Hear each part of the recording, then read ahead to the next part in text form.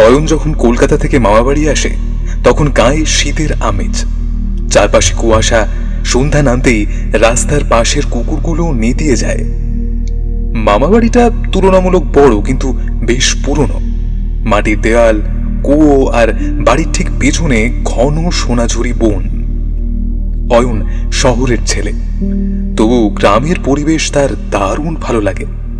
সে এসেছে কয়েকদিন ছুটি কাটাতে, কিন্তু প্রথম রাতেই তার ঘুম ভেঙে যায় একটা শব্দে।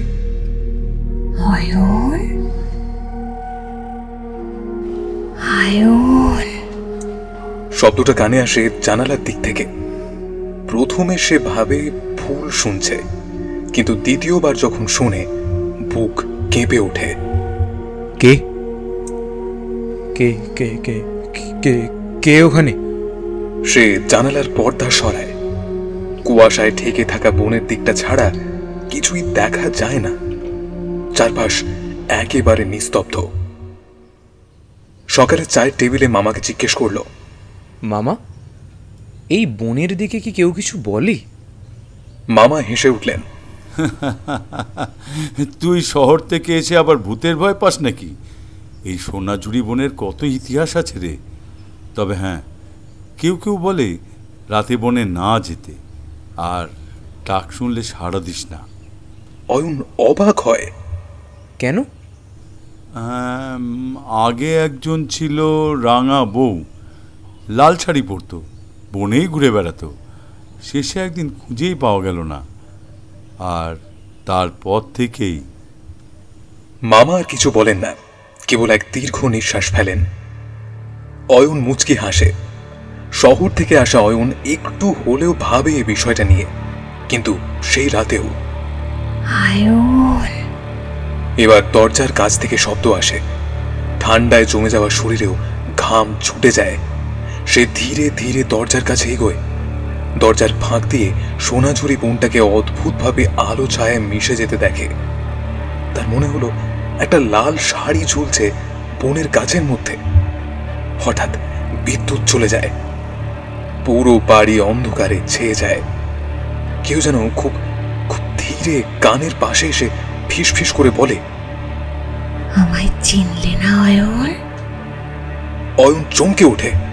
তার চারপাশে কেউ নেই, শুধু পায়ের নিচে ঠান্ডা মাটি, আর মনে হচ্ছে কোনো অদৃশ্য কিছুর ছায়া ঠিক তার পেছনে। পরদিন সকালে অয়ন ঘুম থেকে উঠে দেখে তার দরজার বাইরে কুয়োর পাশে কেউ একটা সাদা থালা রেখে গিয়েছে, ভেতরে একগুচ্ছ সোনাঝুরি ফুল। সে আশ্চর্য হয়ে মামিকে জিজ্ঞেস করে, এই ফুল কে রেখেছে? মামি কপালে হাত ঠেকিয়ে বলে, ও বাবা গো, ওগুলো ছুস না।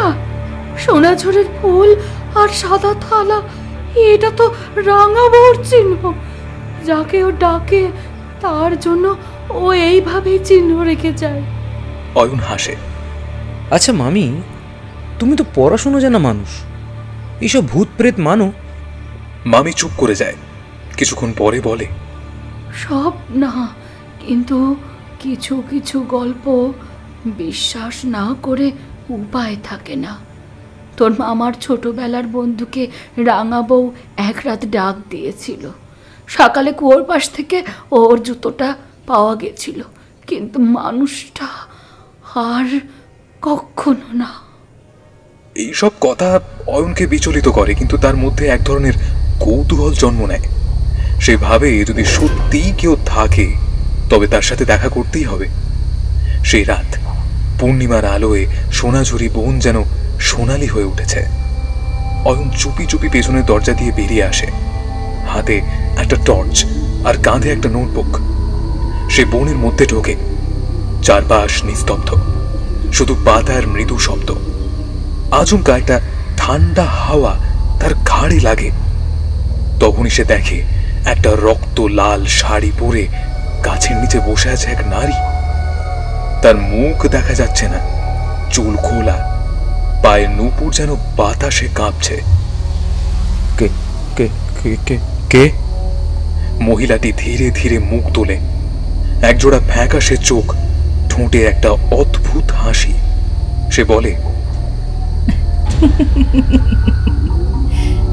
তুই এলি অবশেষে। তুই চিরকাল আমায় ভুলে গেছিস অয়ন, কিন্তু আমি তো তোকে ভুলিনি। অয়ন বিস্ময়ে বলে, আপনি কে? আপনাকে তো আমি চিনি না। না চিনলেও চলবে না। তুই আমার কাছে একটা প্রতিশ্রুতি দিয়েছিলি, আগুনের সামনে দাঁড়িয়ে বলেছিলি আবার ফিরবি, কিন্তু ফিরিসনি। অয়ন পিছিয়ে যেতে চায়, কিন্তু পা যেন আটকে গিয়েছে। হঠাৎ আলো নিভে যায়, চারপাশে গা ছমছমে নিঃশ্বাসের শব্দ। তার কানে আবার ফিসফিস করে আওয়াজ, আজ তোর ফিরে যাওয়ার দিন না অয়ন, আজ তুই আমারই। একটা ঠান্ডা হাত ছুঁয়ে যায় তার গলা। অয়ন চিৎকার করে ওঠে, চোখ খুলে দেখে সে তার ঘরে শুয়ে আছে। মামা মামি ছুটে আসে। কি হয়েছে রে? এত চেঁচাচ্ছিস কেন? অয়ন ঘাম মুছে কাঁপতে কাঁপতে বলে, আমি আমি আমি আমি আমি বনে গেছিলাম, ওর সাথে দেখা হয়েছিল, রাঙা বউ। মামা থেমে যায়। এরপর খুব আস্তে বলে, তুই কি ওর নাম নিয়েছিলি মুখে? ভুল করেছিস অয়ন, ভুল করেছিস, অনেক অনেক বড় ভুল। পরদিন সকালটা কুয়াশায় মোড়া। অয়ন চুপচাপ বসে থাকে বারান্দায়। তার মাথায় ঘুরছে রাতের সেই লাল শাড়ি, ফিসফিসে কণ্ঠস্বর আর ঠান্ডা হাতের ছোঁয়া। সে একটুও ঘুমোতে পারেনি। মামা পাশে এসে বসে, তারপর বলে, ভয় পেয়ে গেছিস বুঝি? অয়ন চুপ করে থাকে। মামা তখন এক দীর্ঘ নিঃশ্বাস ফেলে বলতে শুরু করে, তুই যাকে দেখেছিস তাকে এই গ্রামের রাঙা বউ বলে ডাকে। নামটা গ্রামের লোকজন দিয়েছে, তার আসল নাম আর কেউ মনে রাখে না। বছর 25 আগে সে এই গ্রামেতেই থাকতো। খুব সুন্দরী মেয়ে ছিল, কিন্তু গরিব ঘরের, যারা ধনীদের চোখে কাঁটা। একদিন এক জমিদার পুত্র তাকে বন থেকে তুলে নিয়ে যায়, লোভ দেখিয়ে মিথ্যে প্রেমে ফেলে। তারপর এক রাতে বনেই তাকে পুড়িয়ে মারা হয়। অয়ন স্তব্ধ। কিন্তু কিন্তু তাকে কেন পুড়িয়ে মারা হলো? মামা চোখ নামিয়ে নেয়, তারপর বলে, কারণ কারণ সে অন্তঃসত্ত্বা ছিল, আর জমিদার পরিবার চায়নি এই কলঙ্ক ছড়াক। তাকে বনেই একটা পুরনো শ্মশানে বেঁধে রাখা হয়, আর তারপর আগুন ধরিয়ে দেওয়া হয়। সে তখন অভিশাপ দিয়ে মরেছিল, যারা ভালোবাসা ছিন্ন করে, যারা প্রতিশ্রুতি ভাঙে, তাদের কেউ ফিরে যেতে পারবে না। অয়নের গা শিউরে ওঠে। সে ভাবে, তাহলে আমাকেও সে সেই শিকারে পরিণত করে। মামা তখন বলে, সেই শ্মশানটা আজও আছে বনের ভেতর। কেউ সেখানে যায় না, কেবল পূর্ণিমার রাতে নাকি শাড়ির ফাঁকে একটা মুখ দেখা যায়, একা একা হাসে কিংবা একা একা কাঁদে। অয়ন ভাবে, সে কি এতদিন ধরে কিছু ভুল বুঝেছে? সে কি শুধুই কল্পনায় বিভ্রান্ত? না, সে স্থির করে তাকে যেতেই হবে, দেখতে হবে সে অরণ্যের শ্মশান, জানতে হবে সত্যি। সন্ধ্যের আগে সেই ব্যাগে একটা ক্যামেরা, একটা টর্চ আর নোটবুক ভরে বেরিয়ে পড়ে। বনের মধ্যে পা দিয়েই অদ্ভুত একটা গন্ধ পায় সে, পচা কিছু, অথবা পুরনো ধূপের মতো। গাছে গাছে সূর্যের আলো কমে যাচ্ছে। হাঁটতে হাঁটতে সে পৌঁছে যায় একটা পুরনো ভাঙা ইটের গাঁথনি ঘেরা জায়গায়, শ্মশান। হঠাৎ হাওয়া থেমে যায়। শ্মশানের মাঝখানে সে দেখে একটা শাড়ির টুকরো যেন পুড়ে যাওয়া, আর একটা কাঠের গুঁড়ি যেন আগুনে দগ্ধ। সে সামনে এগোতেই কাঠের উপরে বসে থাকা এক নারী মূর্তি ধীরে ধীরে মুখ তোলে। তার মুখ অর্ধেক পুড়ে গিয়েছে, চোখ দুটো ফাঁকা গহ্বর, কিন্তু ঠোঁটের কোণে সেই চেনা হাসি।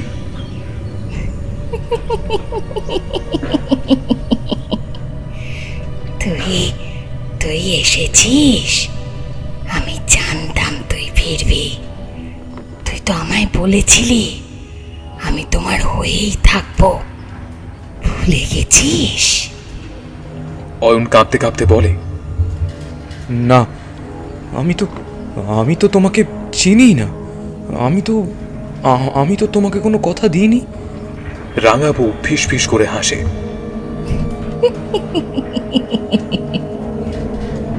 কিন্তু কেউ না কেউ তোর চেহারার মতো আমাকে একদিন কথা দিয়েছিল, ভুল ছিল, সেই ভুলের সাজা তুই পাবি। আচমকা একটা ঝাপটা ঠান্ডা হাওয়া অয়নকে ছুঁয়ে যায়। চারপাশে গাছেরা কেঁপে ওঠে, পাতার মাঝে সেই পুরনো ছাইয়ের গন্ধ ভেসে আসে। তারপর সে দেখতে পায় রাঙা বউয়ের পেছনে দাঁড়িয়ে আছে আরো 3টি ছায়ামূর্তি। তাদের মুখ নেই, কেবল কেবল পোড়া শরীর, ফাঁকা চোখ আর গলার কাছে দাগ। অয়ন আর দাঁড়িয়ে থাকতে পারে না, সে দৌড় দেয়। পেছনে তখনও ভেসে আসছে সেই কণ্ঠস্বর। তুই পালিয়ে বাঁচবি না অয়ন, ওরা তো কেউ পারেনি। অয়ন ছুটে বাড়ি ফেরে, নিঃশ্বাস হাঁপিয়ে উঠেছে, কপাল ঘামে ভিজে গিয়েছে, চোখে ভয় আর অবিশ্বাস। মামি দরজা খুলে চমকে ওঠে। এটা কি হাল করেছিস নিজের? কোথায় ছিলি তুই? অয়ন কাঁপা গলায় বলে, ওরা ওরা 3জন রাঙা বউয়ের পিছনে, আর আমি ওর সামনে দাঁড়িয়ে। আমি আমি আমি আমি ভুল করেছিলাম মামি। মামা তখন ঘরে ঢুকে দরজা বন্ধ করে দেয়, গম্ভীর মুখে বলে, তুই এখনো চোখে পড়েছিস, আর তুই পালাতে পারবি না যতক্ষণ না ওর অপূর্ণ ইচ্ছেটা পূর্ণ হচ্ছে। কিন্তু কিন্তু আমি তোকে কোনোদিন চিনিই না। আমার কি দোষ?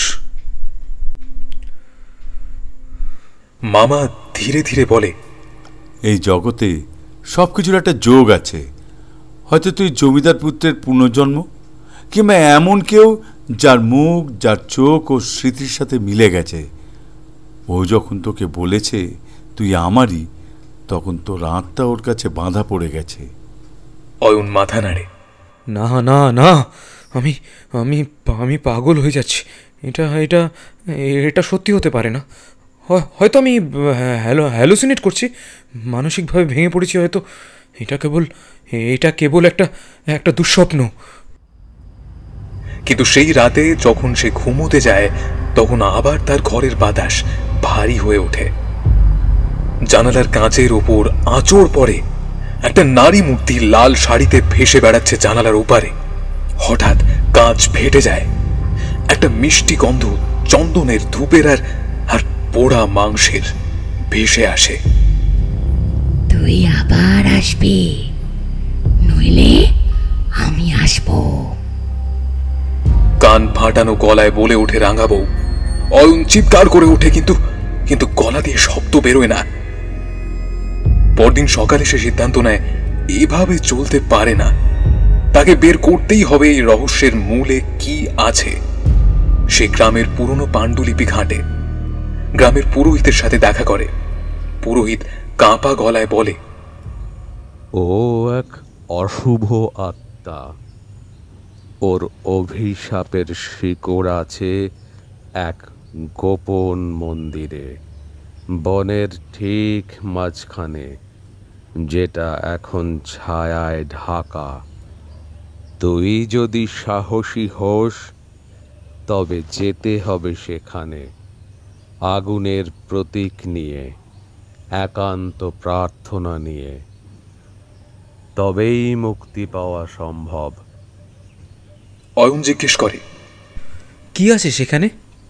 পুরোহিত বলে, রাঙা বউর আসল নাম খোদাই করা রয়েছে মাটির নিচে, এক পুরনো পাথরে খোদাই করে লেখা। তুই যদি ওর আসল পরিচয় সামনে আনতে পারিস, তবে ওর আত্মা শান্তি পেতে পারে। কিন্তু যদি ব্যর্থ হোস, তাহলে তুই আর ফিরে আসতে পারবি না। সন্ধে নামার আগেই অয়ন একটা প্রদীপ, কিছু ধূপ আর তার নোটবুক নিয়ে রওনা দেয় বনের গভীর দিকে। বনের ভেতর ঢুকতেই চারপাশে সব ছায়া গাঢ় হয়ে যায়। পাতার ফাঁকে আলো ঢোকে না, বাতাস নিঃশব্দ। হঠাৎ তার সামনে দাঁড়িয়ে পড়ে এক অন্ধকার ছায়ামূর্তি। তুই বুঝতে পারছিস তো, ছায়ার ছায়া নয় এখন। ওরা দেখছে, ওরা জানে তুই আসছিস তাদের শেষ আশ্রয়ে। অয়ন চোখ বন্ধ করে ফিসফিস করে বলে, আমি ওদের শান্তি দিতে এসেছি, ভয় দেখিও না। আমি সত্যি খুঁজছি। ছায়াটা হঠাৎ অদৃশ্য হয়ে যায়। সামনে একটা ছোট পাথরের দরজা দেখা যায়, ঝোপ ঝাড়ে ঢাকা। অয়ন সেই দরজার ঠেলে খোলে। ভেতরে মাটির তলায় এক পাথরে খোদাই লেখা নাম রূপসী। তার চোখ ছলছল করে ওঠে। তোমার নাম ছিল রূপসী। কেউ জানতো না, কেউ ডাকতো না। আমি আজ তোমার নাম ফিরিয়ে দিলাম।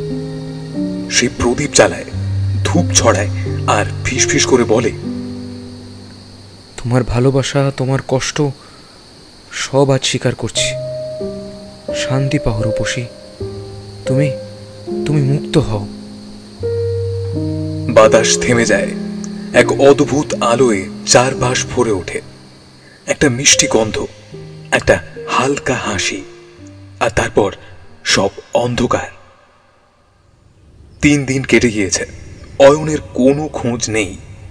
গ্রামের লোকেরা খুঁজে বেড়ায় বনপথ, শ্মশানঘাট, মন্দিরের ধ্বংসস্তূপ, কিন্তু কোথাও তার কোনো চিহ্ন নেই। মামা চুপ করে বসে থাকেন বারান্দায়। মামি মুখে আঁচল চেপে কাঁদেন। ঠিক সেই সময় এক ভোরবেলায় দরজায় কড়া নড়ে।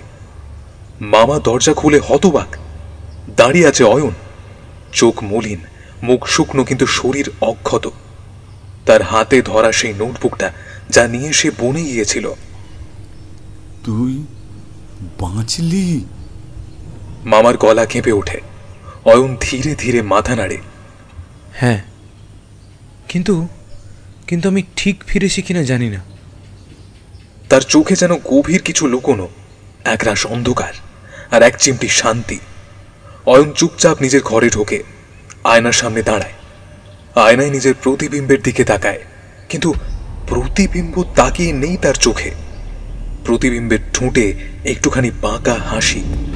সে পেছনে ঘুরে দেখে ঘরে কেউ নেই, দরজা বন্ধ, জানালা বন্ধ, কিন্তু আয়নার ভেতরে সেই প্রতিবিম্ব ধীরে ধীরে ঠোঁট নেড়ে বলে ওঠে, আমার নাম রূপসী। তুমি কথা রেখেছ অয়ন, এখন আমার পালা। হঠাৎ আয়নার কাঁচ ফেটে যায়, আর সেখান থেকে বেরিয়ে আসে শাড়ির ফাঁকে ঢাকা সেই চেনা মুখ। অয়নের চোখ ছানা পড়া। সে নড়তে পারে না, গলা দিয়ে শব্দ বেরোয় না। তুমি আমায় শান্তি দিতে চেয়েছিলে, সত্যি চেয়েছিলে, কিন্তু আমার শান্তি ওখানে নেই অয়ন। আমার শান্তি তোমার ভেতরে, তোমার শরীরে। এখন তুমি আমি একসাথে। এক মুহূর্তেই পুরো ঘর ঢেকে যায় গা ছমছমে হিম শীতল অন্ধকারে। পরদিন সকাল। মামা মামি দেখতে পান অয়ন বারান্দায় বসে আছে, মুখে অদ্ভুত শান্তির ছাপ। সে একটা গান গুনগুন করছে, একটা পুরনো লোক গান, যেটা রূপসী গাইতো এককালে। মামি কাছে এসে মাথায় হাত বুলিয়ে দেন। ভালো আছিস তো বাবা? অয়ন ধীরে ধীরে তাকায়। চোখ দুটো ফাঁকা, ঘন অন্ধকারে ভরা, ঠোঁটে এক টুকরো মায়াবী হাসি। সে ধীরে ধীরে বলে,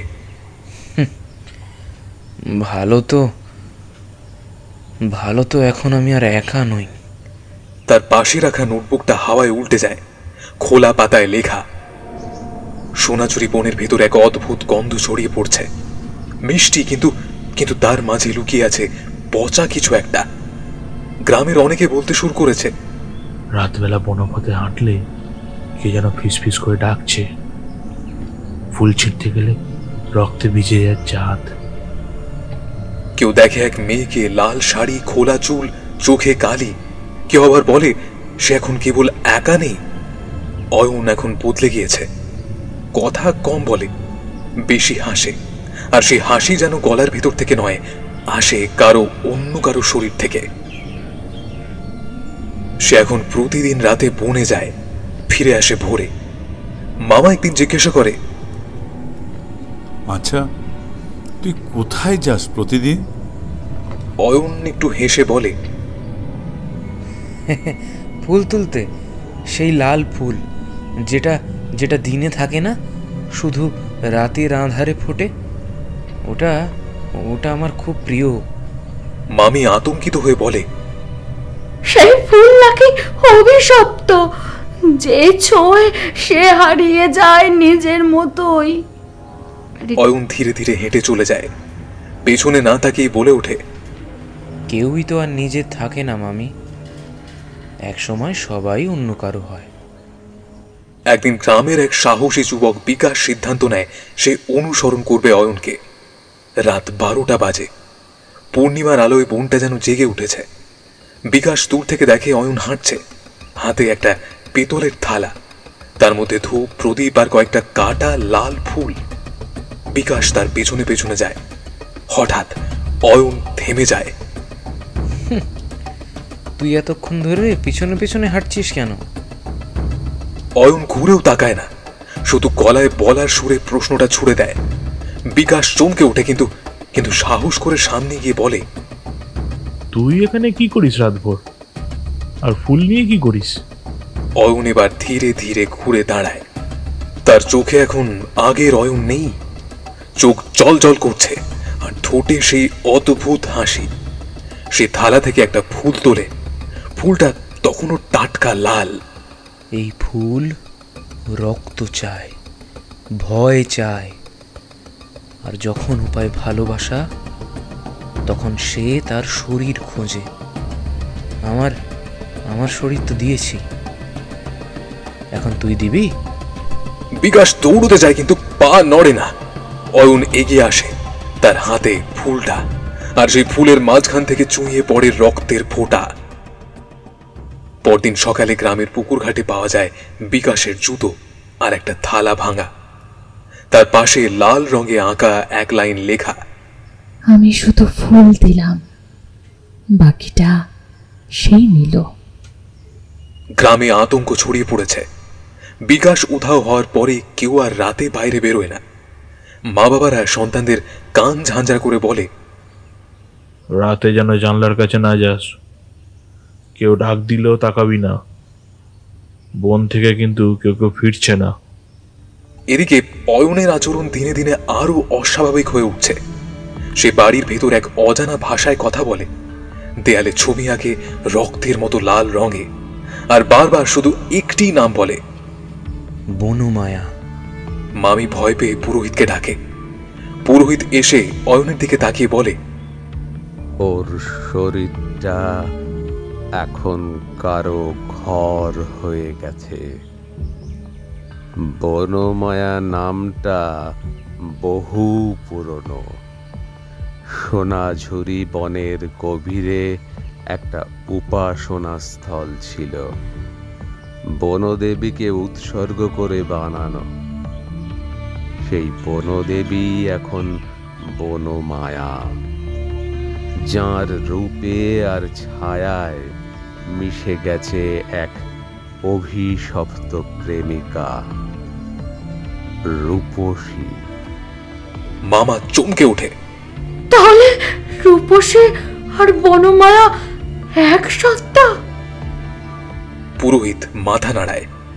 এক নয়, রূপসী তার প্রেমে ধোঁকা খেয়ে আত্মঘাতী হয়, আর সেই মৃত্যুর দিন সে বনদেবীর আরাধনায় অভিশাপ দেয়, আমার রক্ত যেদিন মাটি ছোঁবে সেদিন বন তোমার নয়, আমার হবে।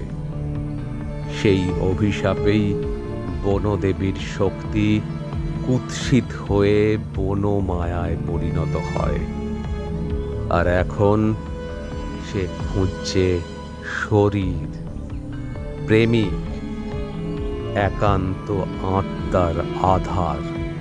মামা জিজ্ঞেস করে, এবার উপায়? বনের ঠিক মাঝখানে বনমায়ার পুরনো মন্দির আছে। ওখানে গেলে হয়তো ওর সত্যরূপ দেখা যাবে, কিন্তু মনে রাখবেন, সত্য দেখলে সবাই বাঁচে না। সেই রাতেই অয়ন আবার বেরোয়, তবে এবার মামা চুপি চুপি পেছনে পেছনে যায়। বোন এখন যেন কাঁদছে।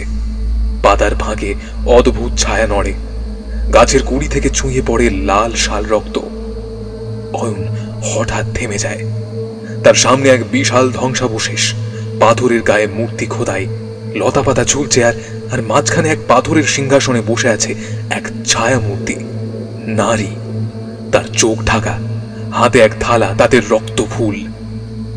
অয়ন হাঁটু ঘেড়ে বসে বলে, আমি আমি আমি ফিরেছি বনমায়া।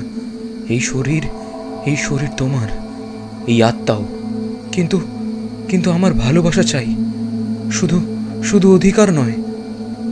ছায়ামূর্তির মাথা ধীরে ধীরে ওঠে, তার মুখে এক বিভৎস সুন্দর হাসি, তার চোখে আগুন আর জল। সে ফিসফিস করে বলে, আমি শুধু ফুল দিলাম, বাকিটা সে নিল। তুই প্রেম করতে এসেছিস, নাকি তুইও তাদের মতো যারা শুধু চায়, দিয়ে কিছুই না? অয়ন কেঁপে ওঠে। ঠিক তখনই একটা আলোক ফুঁড়ে ওঠে। পুরোহিত আর মামা দুজনেই ঝাঁপিয়ে পড়ে সামনে। পুরোহিত চিৎকার করে মন্ত্র পাঠ করতে থাকে। মামা এক হাতে পিতলের প্রদীপ তুলে দেয় অয়নের হাতে। এই আলো রূপসীর নামে জ্বালানো। ও যদি তোর ভেতর এখনো বেঁচে থাকে, তাহলে সত্যি কথা বলবি। অয়ন চোখ বন্ধ করে প্রদীপটা ধরে। আচমকা বাতাসে আগুন ছড়িয়ে পড়ে। ছায়ামূর্তি ছটফট করে, আরেক নারী কণ্ঠ কেঁদে ওঠে।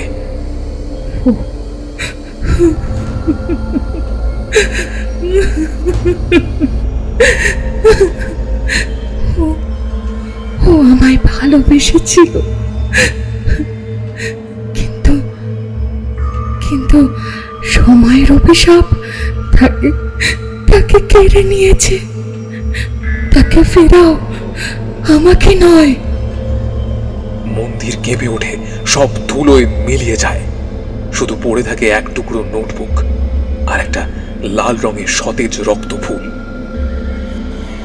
সকালের আলোয় বনটা যেন আর আগের মতো নেই। মন্দিরের ধ্বংসাবশেষ আগের রাতে কেঁপে ওঠার পর এখন শুধু ছাই আর পাথরের গুঁড়ো পড়ে আছে। মামা থমথমে মুখে বাড়ি ফেরে। অয়ন এক দৃষ্টে তাকিয়ে থাকে আকাশের দিকে, যেন সে শুনছে এমন কিছু যা অন্য কেউ শুনতে পাচ্ছে না। পুরোহিত বলেন, বনমায়া এখন ঘুমিয়ে গেছে কিছুক্ষণের জন্য, কিন্তু পুরোপুরি হারিয়ে যায়নি। তার ভয়, তার শক্তি এখন রূপসীর হৃদয়ের মধ্যে বন্দী। তবে রূপসী যদি নিজের জীবনের শেষ সত্য প্রকাশ করে, তবে হয়তো অভিশাপ ভাঙতে পারি।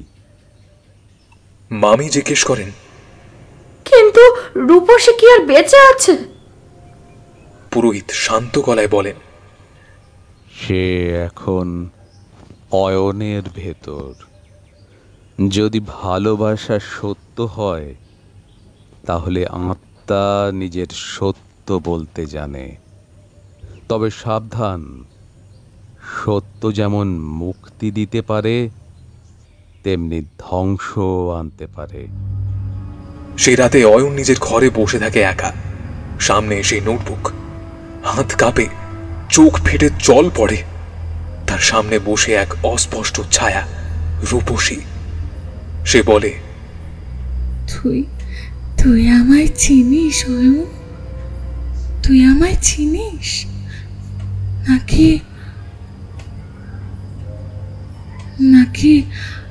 আমি শুধু এক দেহ ছাড়া আত্মা? তুই কি সত্যি ভালোবেসেছিলি, নাকি আমায় ব্যবহার করেছিস বনমায়ার শক্তি ছুতে? অয়ন মাথা নিচু করে বলে, ভালোবেসেছিলাম, কিন্তু ভালোবাসার ভাষাটা বুঝিনি। তুই যা চাস আমি তাই দেব। শুধু সত্যি বল, কে তোর সাথে এই অন্যায় করেছিল? কে বনমায়াকে রক্তে রাঙিয়েছিল? রূপসীর চোখ ফেটে পড়ে আগুনের জল। সে ধীরে ধীরে বলে ওঠে,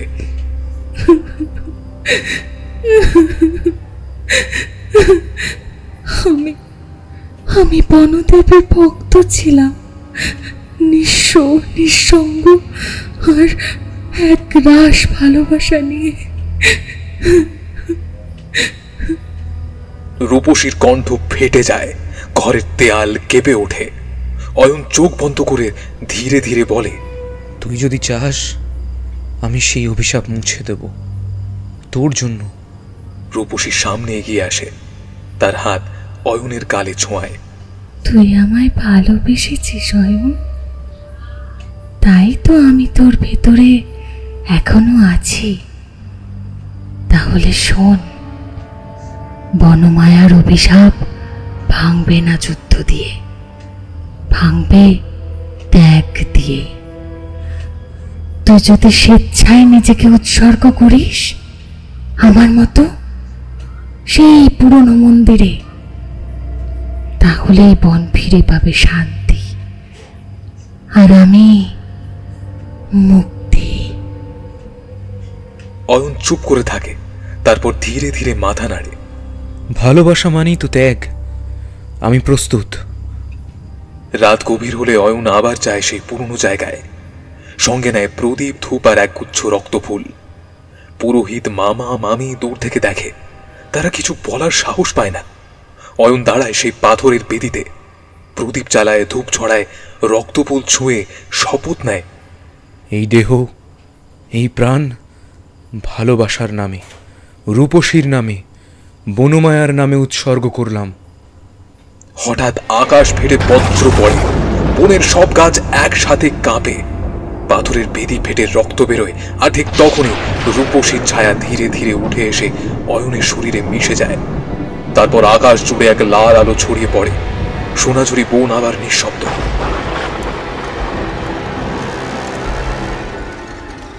পরদিন সকালে বনের বেদিতে কিছুই নেই, শুধু পড়ে থাকে এক পাতা।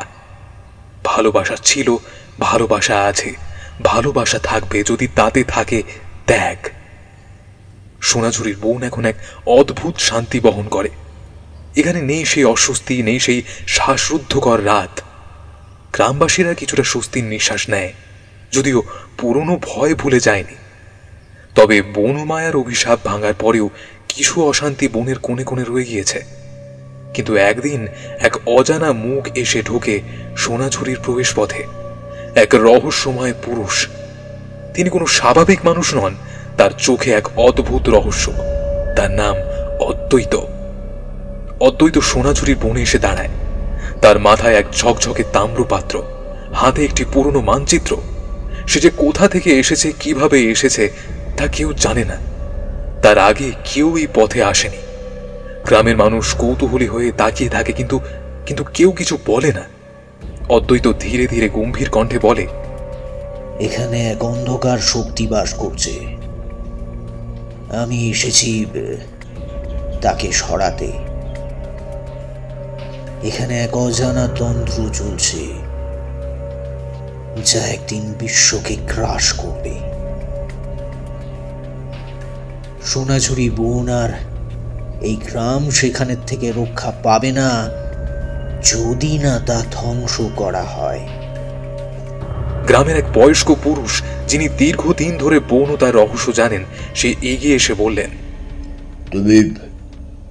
তুমি কি জানো অদ্বৈত, এই বন আর তার অভিশাপ কি আদৌ শেষ হয়েছে? অদ্বৈত মৃদু হেসে বলেন, আমি জানি না অভিশাপ শেষ হয়েছে কিনা, কিন্তু কিন্তু আমার কাছে যা প্রমাণ আছে তা দিয়ে একে পুরোপুরি শেষ করা সম্ভব। গ্রামের মানুষ এবার সত্যি চিন্তিত হয়ে ওঠে। তারপর এক বিশেষ রাত আসে, যখন অদ্বৈত বনমায়ার আসল রহস্য উদ্ঘাটন করতে বেরিয়ে যায়। তবে রাত বাড়তেই অদ্বৈত বনে প্রবেশ করে যা দেখতে পায় তা একদম অন্যরকম।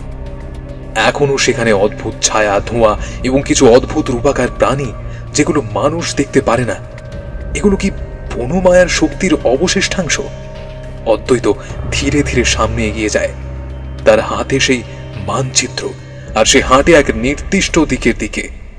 পথ চলতে চলতে সে বলে, এখন সময় এসেছে, সত্যিটা জানা দরকার। তবে ঠিক তখনই অদ্বৈতের কাছে এক ভয়ঙ্কর আওয়াজ আসে। এটা যেন এক পূর্ণ কণ্ঠের গলার আওয়াজ, যা তীব্র ক্রোধে ভরা। সাথে সাথে অদ্বৈতের সামনে সেই ভয়াবহ রূপে মিশে যায় এক শ্বাসরুদ্ধকর ছায়া, বনমায়া। তার চোখে আগুন, মুখে ঘৃণা, আর শরীর জুড়ে ছড়িয়ে পড়ে অন্ধকার শক্তি। বনমায়া ধীরে ধীরে বলল, তুমি আমার যাত্রা বন্ধ করতে চাও অদ্বৈত? তুমি তো জানো না আমি কি হতে চলেছি। অদ্বৈত স্নিগ্ধ কিন্তু দৃঢ় কণ্ঠে বলেন, তোমার শিকড়, বনমায়া, সবই আমি জানি। তুমি একসময় ছিলে এক নিরপরাধ দেবী, কিন্তু তোমার রক্তে মিশে গিয়েছিল প্রতিশোধের চিহ্ন। এখন তুমি কেবল এক শয়তান, আর আমি তাকেই ধ্বংস করতে এসেছি। বনমায়া হেসে উঠল এক ভয়ঙ্কর হাসি।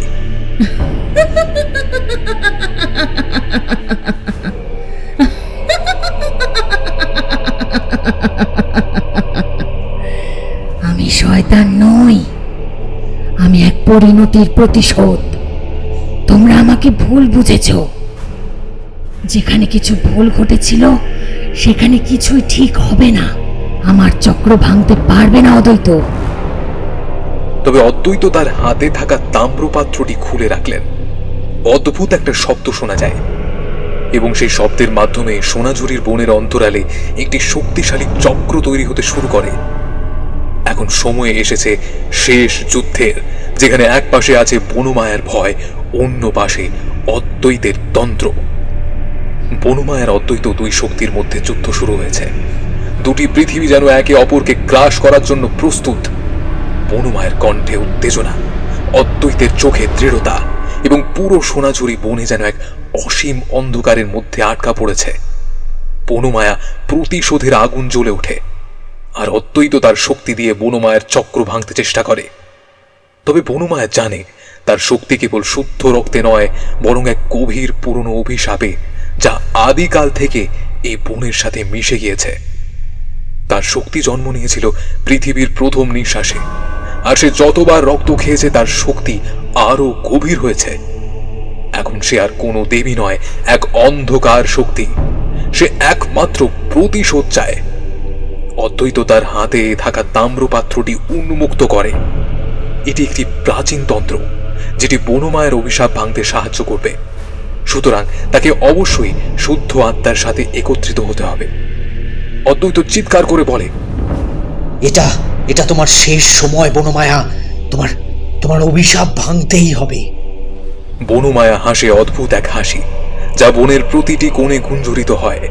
তার চোখে আগুন জ্বলে, মুখে এক ভয়াবহ হাসি।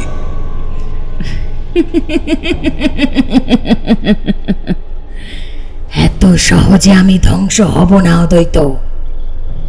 তুমি তো শেষ চক্রের অংশ। অদ্বৈত তার তন্ত্রের শব্দে মন্ত্র পাঠ করতে শুরু করে, আর সোনাঝুরি বনের চারপাশে এক অদ্ভুত আলো ছড়িয়ে পড়ে। বনের গাছগুলো কেঁপে ওঠে, পাতাগুলো দুলে ওঠে, যেন তারা বুঝতে পারছে একটি চূড়ান্ত পরীক্ষা শুরু হয়েছে। সেই মুহূর্তে এক বিশাল আকাশের অন্ধকার চক্র তৈরি হয়। এই চক্রে ঘূর্ণিত প্রতিটি ছায়া, প্রতিটি নিঃশ্বাস যেন এক বিপর্যয়ের দিকে এগিয়ে যাচ্ছে। অদ্বৈতের চোখে আগুনের মতো জ্বলে ওঠে সেই পাত্রের শক্তি। এটা যদি শেষ না হয়, তবে সোনাঝুরি বন আর পৃথিবী একে অপরকে শোষণ করবে। যথেষ্ট দেরি হয়ে যাবে। বনমায়া তার হাত থেকে অন্ধকার শক্তি বের করে, যেন আকাশও তার ভেতরে ঢুকে পড়েছে। তার শরীর যেন অন্ধকারের সাগরের মধ্যে ভেসে যাচ্ছে, আর সে এক বিরাট রাক্ষসী রূপে পরিণত হয়। বনের প্রতিটি গাছ, প্রতিটি পাতা, এমনকি বাতাস পর্যন্ত বনমায়ের অন্ধকার শক্তির সাথে একাত্ম হয়ে যায়। অদ্বৈত তার চোখ বন্ধ করে গভীর শ্বাস নেয়। তার শরীর থেকে এক নতুন শক্তি বেরিয়ে আসে, আর সেই নিজের ভেতরে সেই অতীতের তন্ত্রের শক্তিকে গ্রহণ করে। তার পাথরের পাত্র থেকে এক সাদা আলোর রেখা বেরিয়ে এসে বনের দিকে প্রবাহিত হয়। বনমায়া গর্জন করে ওঠে, তুমি কি জানো অদ্বৈত, তুমি যা কিছু করেছো তা তুমি ঠিক ভেবে করেছো? তুমি সব শেষ করে দিতে চাও, কিন্তু তুমি জানো না আমার শক্তি কি। এটা তোমার শেষ মুহূর্ত অদ্বৈত। অদ্বৈত পিছন ফিরে তাকায়। এটা শেষ হবেই বনমায়া। তুমি এক অসীম শক্তি, কিন্তু ভালোবাসার ত্যাগের চেয়েও শক্তিশালী আর কিচ্ছু নেই, কিচ্ছু না। এবং সেই মুহূর্তে একটি বিশাল বিস্ফোরণ ঘটে। একটি আলো বনের অন্ধকারে ছড়িয়ে পড়ে, আর তার মধ্যে দুটি শক্তি একে অপরকে ছিন্ন ভিন্ন করে ফেলে। বনমায়া অদ্ভুতভাবে চিৎকার করে ওঠে এবং তার দেহ যেন ধীরে ধীরে মিশে যায় অন্ধকারে। অদ্বৈত তার চোখে এক নতুন দৃষ্টিভঙ্গি নিয়ে বনকে দেখে। এটা শেষ হয়ে গিয়েছে, কিন্তু বনমায়ের অভিশাপ ভাঙার জন্য যে মূল্য দিতে হয়েছিল তা কি কখনো মিটে যাবে? তবে যখন বনের সমস্ত শাখা প্রশাখা সোজা হয়ে ওঠে, তখনই আকাশের মাঝখানে একটা অন্ধকার ছায়া ফিরে আসে। এটা কি শেষ নাকি শুরু? অদ্বৈত জানে না, কিন্তু সে বুঝতে পারে এখনো শেষ হয়নি। বনমায়ের শক্তি শেষ হয়ে গিয়েছে। অদ্বৈত তার শেষ চেষ্টা দিয়ে বনমায়ের অভিশাপ ভেঙে দিয়েছে, কিন্তু ঠিক তখনই এক ভয়াবহ অনুভূতি জাগে। এখনো পুরোপুরি শান্তি আসেনি। বনের কোণে কোণে কিছু এক অশান্তির ছায়া থেকে যায়। সোনাঝুরি বন এখনো এক রহস্যময় ও বিপজ্জনক জায়গা হয়ে আছে। অদ্বৈত জানে অভিশাপ শেষ হতে পারে, কিন্তু এক নতুন পরীক্ষার অপেক্ষা রয়েছে। কিছুদিন পর অদ্বৈত গ্রামবাসীদেরকে একত্রিত করে। তিনি বলেন, এখানে বনমায়ার শক্তি আর নেই, কিন্তু বনের অন্ধকারে সেই শক্তি কোথাও লুকিয়ে আছেই। আমি জানি এখানে কিছু এমন বীজ রয়েছে যা যদি না নিষ্ক্রিয় করা যায় তবে আবার তা বৃদ্ধি পাবে। তবে এই বনের রহস্য পূর্ণ না হলে এটা কখনোই শান্তি পাবে না। গ্রামের পুরোহিত জানান, তুমি সঠিক বলেছ অদ্বৈত। বনমায়ার অভিশাপ শেষ হয়েছে, কিন্তু এখানে আরও এক রহস্য গোপন রয়েছে। এক অদ্ভুত শক্তি যা বনের প্রাচীন গাছগুলোর মধ্যে সঞ্চিত ছিল। সেই শক্তি এখনো নিষ্ক্রিয় হয়নি। এটি শুধু একটা সময়ের অপেক্ষা। অদ্বৈত মাথা নিচু করে এবং তার তন্ত্রের শক্তি আরো একবার ব্যবহার করার সিদ্ধান্ত নেয়। তিনি জানেন এটি শেষ চেষ্টা হতে যাচ্ছে, এবং যদি সফল না হয় তবে সোনাঝুরি বন চিরকাল অন্ধকারে ডুবে যাবে।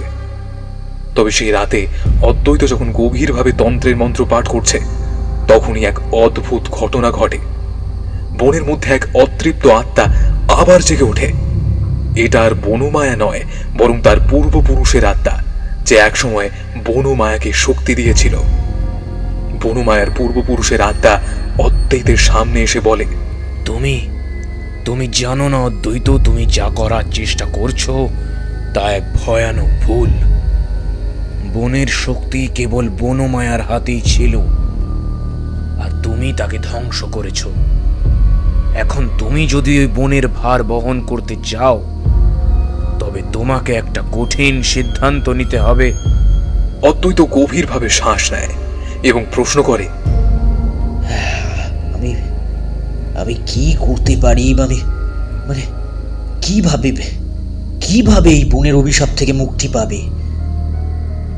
অদ্বৈত চুপ করে থাকে। তার সামনে এখন এক কঠিন পরিস্থিতি, যা তার জীবনকে সম্পূর্ণভাবে পরিবর্তন করে ফেলবে। সকালের আলো ফোটে এবং অদ্বৈত গ্রামবাসীদের সামনে দাঁড়িয়ে থাকে। তারা জানে যে একটি কঠিন সিদ্ধান্ত নিতে হবে, কিন্তু তারা জানে না কি করতে হবে। অদ্বৈত সবকিছু শেষে একটি সিদ্ধান্ত নিয়ে গ্রামবাসীদের জানায়, আমি এই বনের নতুন রক্ষক হতে যাচ্ছি। তবে এটির শক্তি শুধু শত্রুর জন্য নয়, এটিতে আমাকে আমার আত্মিক ত্যাগ করতে হবে। আমি বনমায়ার মতোই এক আত্মোৎসর্গের পথে পা রাখছি। গ্রামবাসীরা থমকে যায়। তারা জানে এর পরিণতি কেমন হবে, তবে অদ্বৈতের দৃষ্টিতে এখন আর কোনো ভয় নেই। সে জানে তার এই পদক্ষেপ সোনাঝুরির বনের জন্য এক নতুন যুগের সূচনা হতে পারে। অদ্বৈত এক গভীর শ্বাস নেয় এবং বনের দিকে এগিয়ে চলে। তার শরীরে আগের মতো কোনো ভয় নেই। এটি তার চূড়ান্ত আত্মবলিদান। বনমায়ের পূর্বপুরুষের আত্মা তার পাশে দাঁড়িয়ে তাকে নির্দেশ দেয়। তার সামনে এগিয়ে চলতে থাকা এক নতুন পথে যাত্রা শুরু হয়। শেষে সোনাঝুরির বনের গাছগুলি আবার একবার ঝকঝক করে ওঠে। হালকা বাতাসে সুরের মতো সঙ্গীত ভেসে আসে। বনমায়ের অভিশাপ একেবারে শেষ হয়ে গিয়েছে এবং সোনাঝুরির বন নতুন রক্ষক পেয়েছে। গ্রামবাসীরা জানে এখন সবকিছু ঠিক হয়ে যাবে, তবে অদ্বৈত জানে এটা শুধু শুরু, এক নতুন যুগের সূচনা, যেখানে অন্ধকারের কোনো স্থান থাকবে না। অদ্বৈত এখন সোনাঝুরির বনের নতুন রক্ষক। বনমায়ের অভিশাপ শেষ হয়ে গেলেও বনের কোণে কোণে এখনো কিছু অদ্ভুত শক্তি সুপ্ত অবস্থায় রয়েছে। অদ্বৈত জানে শান্তির জন্য শুধু অভিশাপ ভাঙলেই হবে না, এই বনের অন্ধকার দিকগুলোকে পুরোপুরি নিঃশেষ করতে হবে। একদিন বনের গভীরে এক অদ্ভুত আওয়াজ শুনতে পায়। এটা যেন কোনো পুরনো শক্তির সাড়া। অদ্বৈত সজাগ হয়ে ওঠে। তার তন্ত্রের শক্তি প্রয়োগ করে সে অন্ধকারের মধ্যে প্রবেশ করার সিদ্ধান্ত নেয়। তার চোখে এখন আর কোনো ভয় নেই, তবে এক অজানা উদ্বেগ তাকে ঘিরে রেখেছে।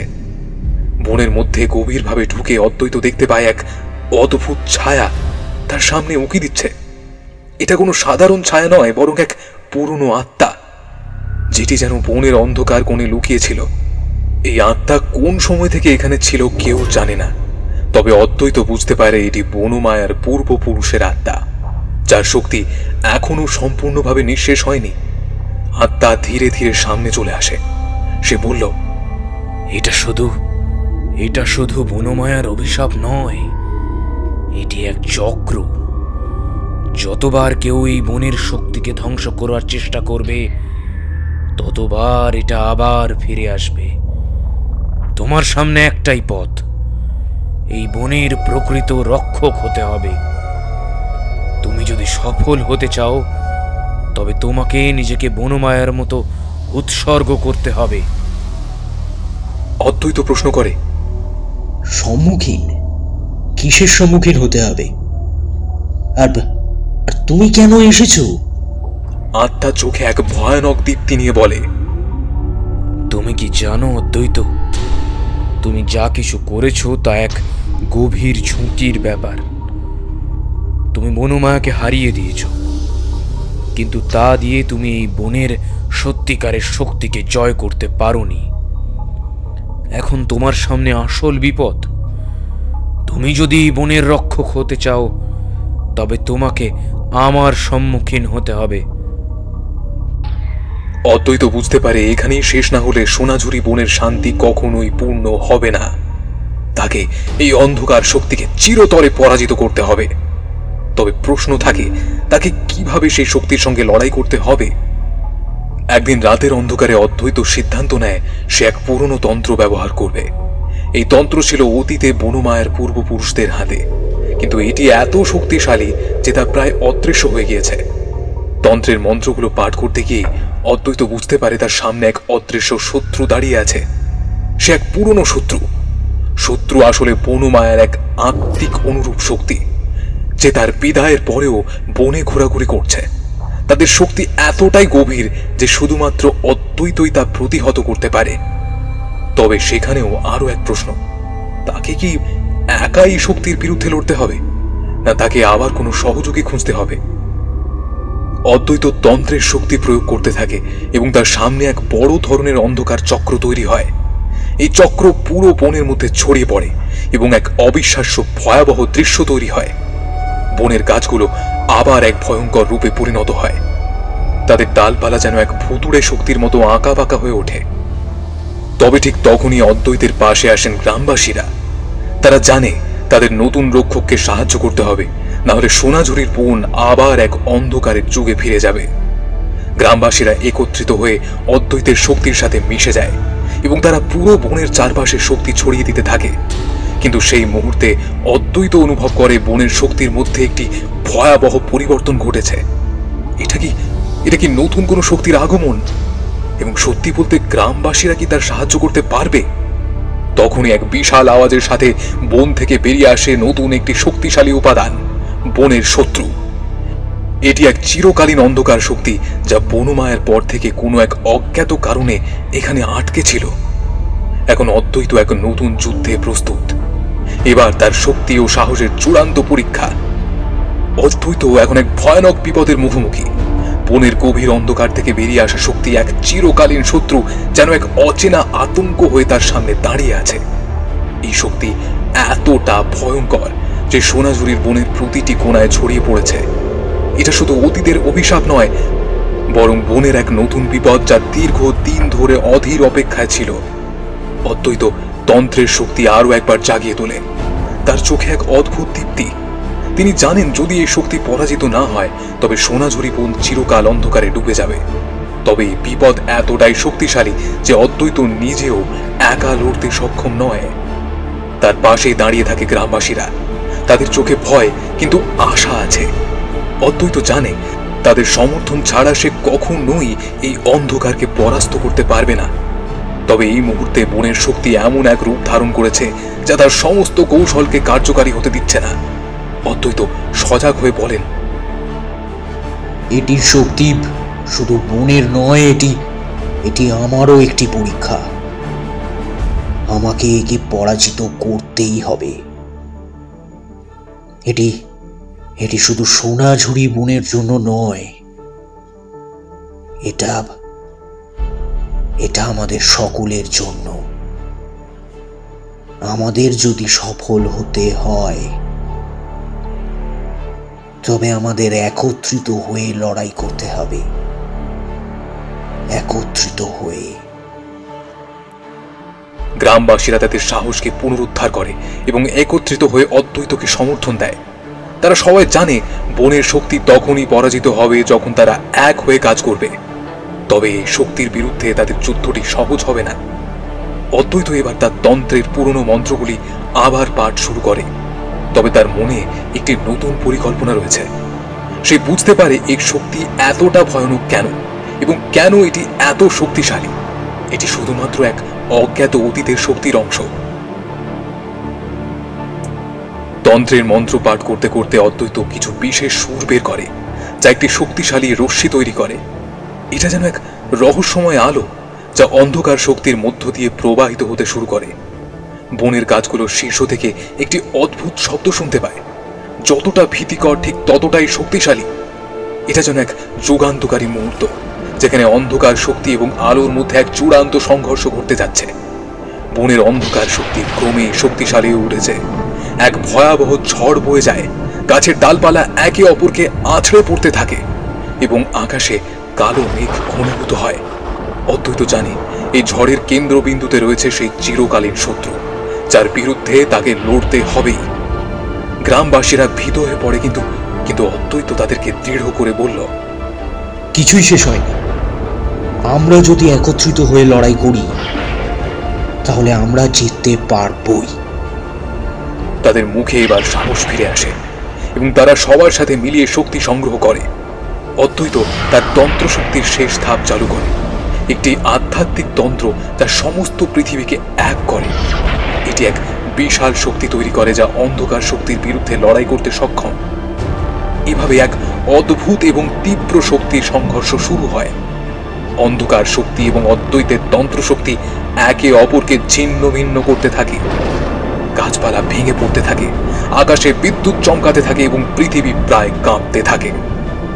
তবে এক সময় অদ্বৈত অনুভব করে তার তন্ত্র শক্তি শেষ হয়ে যাচ্ছে। এটা সত্যি শেষ যাত্রা। যদি এই শক্তি এখনো পরাজিত না হয় তবে সবকিছু হারিয়ে যাবে। ঠিক তখনই এক অদ্ভুত আলোর রশ্মি বনের অন্ধকারে ভেঙে পড়ে এবং সেই রশ্মি যেন এক শক্তিশালী ঝড়ের মধ্যে ঢুকে যায়। অদ্বৈত জানে তার শেষ চেষ্টা সফল হয়েছে এবং অন্ধকার শক্তি শেষ হয়ে যাচ্ছে।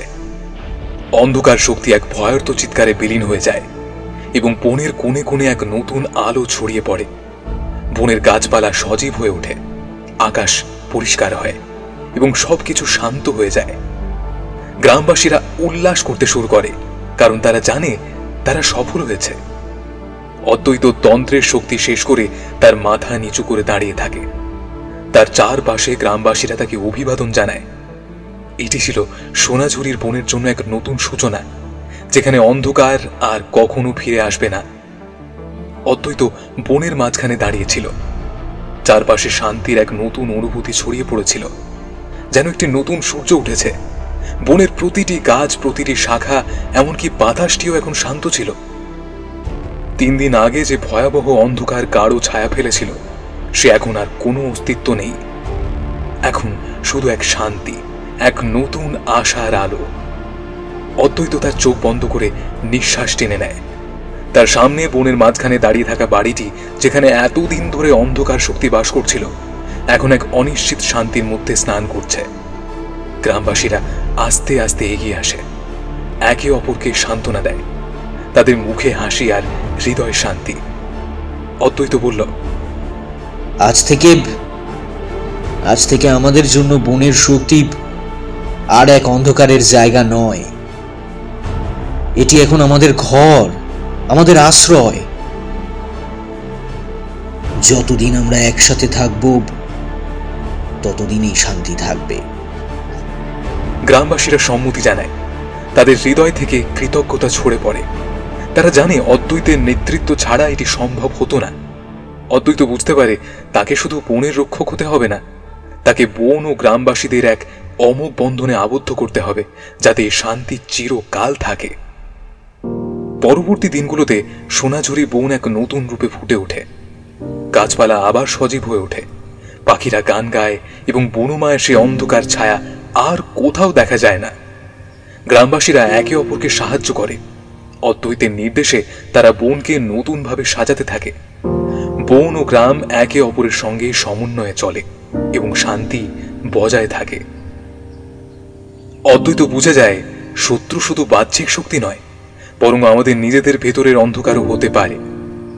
এখন তার কাজ এই শান্তি রক্ষা করা, বন ও গ্রামবাসীদের মধ্যে সম্পর্ক দৃঢ় করা এবং ভবিষ্যতে কোনো অন্ধকার শক্তি যেন ফিরে না আসে, তার জন্য প্রস্তুত থাকা। একদিন যখন অদ্বৈত বনের এক কোণে দাঁড়িয়েছিল, তার চোখে নতুন আশা। তখন হালকা বাতাস এসে তার চুলে স্পর্শ করে। সে জানে তার লড়াই এখন শেষ, কিন্তু জীবনের আর এক নতুন অধ্যায় শুরু হয়েছে। অন্ধকার আর ফিরে আসবে না, এখন শুধু আলো, শুধু শান্তি। গ্রামবাসীরা আসে, তাদের মুখে শান্তির রং, এবং অদ্বৈত এক গভীর নিঃশ্বাস নিয়ে বলে,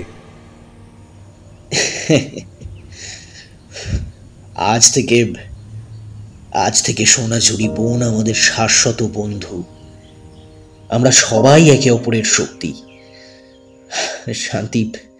শান্তি আসবে যদি আমরা একে অপরকে ভালোবাসি এবং সমর্থন করি। শান্তি ঠিকই আসবে। এই ছিল সোনাঝুরি বনের অন্ধকার, একটি দীর্ঘ যুদ্ধের শেষে শান্তির সূচনা। এটি ছিল অদ্বৈতের যাত্রা, যেখানে তার সাহস, শক্তি এবং নেতৃত্ব এক নতুন অধ্যায়ের জন্ম দিয়েছে। এখন সোনাঝুরির বন সে অন্ধকার থেকে মুক্ত, শান্তি ও আশার বীজ হয়ে উঠেছে। এটি এক নতুন জীবনের সূচনা, যেখানে একত্রিত থাকা, সহযোগিতা এবং ভালোবাসাই সবার শক্তি।